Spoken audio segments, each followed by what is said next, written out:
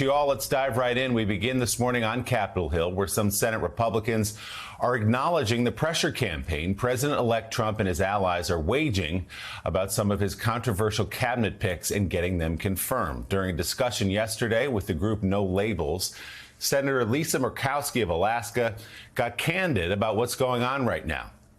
And Senator Thom Tillis of North Carolina also weighed in on the matter while speaking to reporters. The approach is going to be everybody toe the line. Everybody line up. We got you here, and if you want to survive, you better be good. Don't get on Santa's naughty list here, because we will primary you. I mean, we are seeing that play out in real time right now with the nominees. My friend Joni Ernst, who is probably one of the more conservative, principled Republican leaders in the Senate right now, is being hung out to dry for not being good enough. And you're going to get primaried. We're getting a little bit of a preview now of what it's going to mean to be allegiant to party.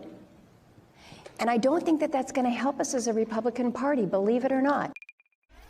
Do you feel like there's a pressure campaign against people who even throw out concerns? I do, and I think that that's a two-edged sword. I think that you could run to a point when we have thin majorities to where you could. I think that it's more important to get behind closed doors, address concerns, and have Republicans come together as one than to create controversy. I just think it's a short-term win, but a long-term loss if you're not careful with that. Thom Tillis, Republican of North Carolina there. Jason Miller, a senior advisor to Donald Trump, downplayed the idea of a pressure campaign against those Senate Republicans. Well, I think a lot of that's hyperbole. I think the fact of the matter is President Trump has nominated people that he thinks are going to be the best for the job. Now, when it comes to whether or not senators are going to be backing any of the nominees or what their decision-making process is, senators take it seriously. They want to have those individual meetings. They want to have the hearings. Right now, there are no hard no's from Republicans for any of President Trump's nominees because they're really good people. They're very good, well-qualified people. Let's bring in NBC News Capitol Hill correspondent Ryan Nobles, who's been covering all this very closely. Ryan, good morning. So we did see a change in tone from Joni Ernst from one week to the next. She basically expressing some skepticism, to put it mildly, about Pete Hegseth at defense, and then appearing this week to be much more open about it. What are you hearing behind the scenes from these members, from these senators, about the pressure that's being applied, not just from Trump and his people directly, but from outside groups as well?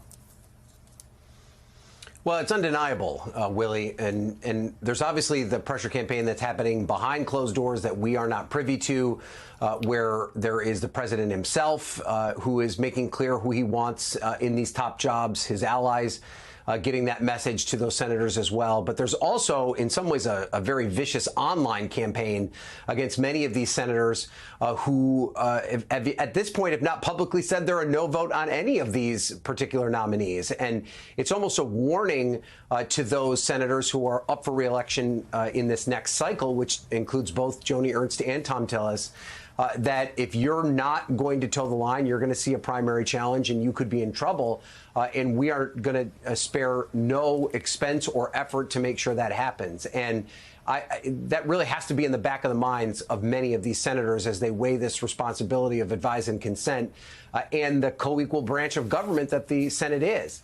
And this is just kind of, in many ways, a foreshadowing of what we could potentially see as a showdown between Senate Republicans in the White House throughout the course of the next 2 years. This is basically setting the stage to determine whether or not these Senate Republicans have the backbone to stand up to Donald Trump when he makes a decision that they don't necessarily like. And it is fair to say that Pete Hegseth, Robert F. Kennedy Jr., Tulsi Gabbard, Matt Gaetz, who is no longer the Attorney General nominee.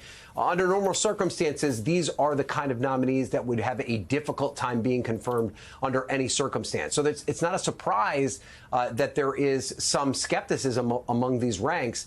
And I think the question right now is just how far does Donald Trump himself, how far is he willing to go to exert that pressure? And does he pick and choose between which one of these nominees that he wants to use that political capital on? Because there's no doubt that if he wants, he can make life very difficult for these Republican senators, particularly the ones that are up for re-election. But he also knows that he has to work with them. There's going to be a lot of votes that he's going to need from them because the margins are so close over the next 2 years. If he wants his tax cuts, if he wants funding for this mass deportation program, you go down the line of these massive policy proposals that he has.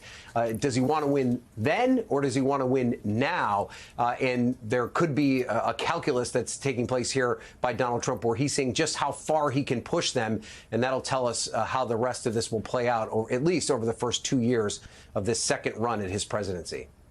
Ryan, I know you hear what I hear, what Jonathan hears, what everyone at this table hears from Republicans privately, which is they don't think that Matt Gaetz was qualified. They don't think Tulsi Gabbard should be anywhere near the country's secrets. They don't think that Pete Hegseth, though they may like him personally, should run a bureaucracy the size of the Department of Defense. And yet none of them will say that publicly, at least as strongly as I just said it there. So what is the calculus for the senators? You talked about what Donald Trump is thinking. How do they weigh this? They have to live in Donald Trump's Washington for the next 4 years, but they also don't believe principally that these people should be running the organizations to which he's going to nominate them. So what is that calculus for some of these senators? Yeah, and I think it's important to keep in mind, Willie, that these Republican senators want Donald Trump to succeed. These are not, this isn't the Republican Party of 2017, where there was definitely a faction of never Trump Republicans, even if they were quiet, that were hoping behind the scenes that he did not succeed and did not make it through. These Republicans want him to win. And when they go through the advise and consent role here, it's not because they want to trip him up. It's not because they want to make his life difficult. It's because they want him to have the best people around him in these cabinet posts when he takes office on January 20th and beyond. And so what they would like to see happen is behind the scenes, there's a conversation. They talk to the administration. They talk to these Sherpas that are working with these candidates, and they say, you know what? It's just not going to happen. If you go through this confirmation process, it's going to be ugly. We're going to have a hearing where, remember, Democrats get to ask questions. They're going to expose a lot of these issues that have come up in media reports. Your nominees are going to have to deal with all of this, and it's ultimately going to look bad for you. And then at the end of all of it, after this brutal situation, we may have to vote against you and make it look like we're in opposition to you. The other path is, behind the scenes, we quietly talk about how this isn't necessarily the right person for this job for a whole range of reasons. Why don't you find someone else and let that person bow out on their own? That's how it worked with Matt Gaetz, because it was clear that under any circumstance, Matt Gaetz was not going to get the votes. Trump got that message.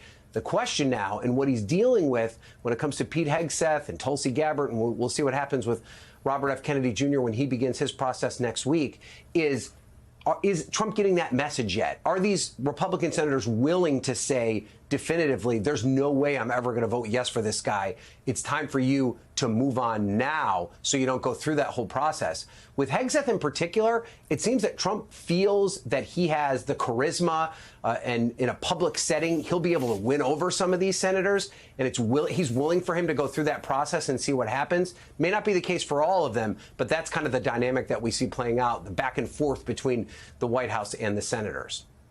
Yeah, and a week ago, Pete Hegseth's potential nomination was teetering, looked like it was on the brink of collapse, and yet Donald Trump has dug in. Let's